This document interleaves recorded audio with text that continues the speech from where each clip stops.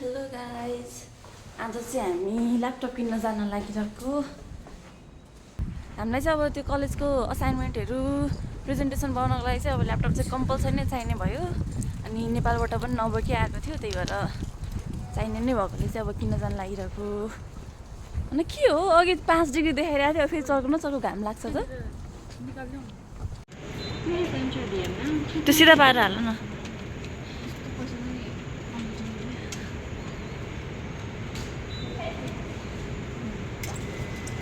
हामी चाहिँ मेट्रोबाट झऱ्यौँ, कति धेरै मान्छे हो, किरा जस्तो एकैचोटि झर्ने बित्तिकै सबजना झर्ने रहेछन्, गुटुङ टुङ टुङ टुङ टुङ। हामी चाहिँ यो भिडियोमा देखाएको थियौँ, अनि यस्तो रहेछ नेपाली फ्ल्याग लगाएको रहेछ नेपालको पसलहरूको चाहिँ। ल आज चाहिँ हामी बल्ल रुमबाट कति बाहिर घुम्न आयौँ, सुनतिर आएको छौँ आज हामी। अनि त्यो के भन्छ सो जस्तो चाहिँ हामीले देखाएको थिएनौँ, बल्ल आज त्यो भिडियोतिर देखेँ यस्तो स्ट्रिट फुडहरू भएको यताउति चाहिँ बल्ल देख्न पायौँ हामीले कोरिया आएपछि। भन त तिमीहरूलाई कहाँ यस्तो फिल भयो अरे बल्ल? यो साथीहरू चाहिँ बल्ल साउथ कोरिया जस्तो फिल भयो भनिरहेको छ। कहाँ ल यहाँ चाहिँ के हो यो नेपाली थकाली भान्सा घर रहेछ। त्यही त लुगाहरू नि राम्रो राम्रो रहेछ यहाँ चाहिँ। घरै जानु मन लागेन अब तर घर जानु भने घर त जानु मन लागेको छ, नेपाल त रुम चाहिँ जानु मन लागेन यहाँको। के हो यो स्ट्रिट फुडहरू यहाँ चाहिँ धेरै जस्तो घुम्न आउँछ जस्तो छ कि सबै है है।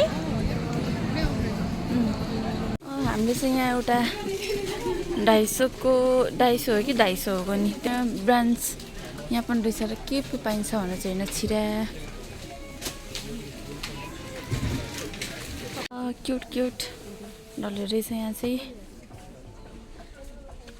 कति रहेछ क्यापको? 300। तर कस्तो खसक खसक परेको भयो कि।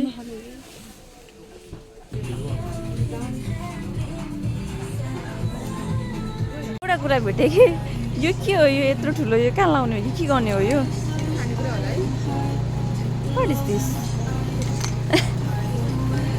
हामीलाई काम लाग्ने चिज भेटिनौँ हामीले, जेपटी सानो मात्र रहेछ यहाँ त।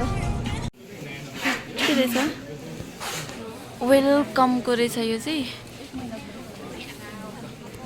ल हामीले चाहिँ ल्यापटप किनेर फर्किसक्यौँ अब चाहिँ।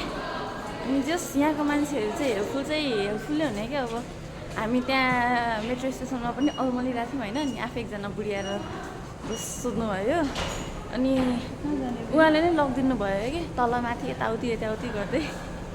जस मान्छेहरू चाहिँ हेल्पफुल्लै हुने। जहाँ कता जाने हो? एक्जिट यतापट्टि छ। अहिले चाहिँ हामी सुवनबाट चाहिँ यता ओइदोमा आएको छौँ, एउटा साथीसँग काम थियो र उसलाई चाहिँ अब आउन टाइम लाग्ने भएकोले चाहिँ यसो बाहिरतिर घुम्दिउँ न भन्ने। कस्तो ठाउँ हो यो, हेर्दै विरक्त लाग्दो देखिसक्यो।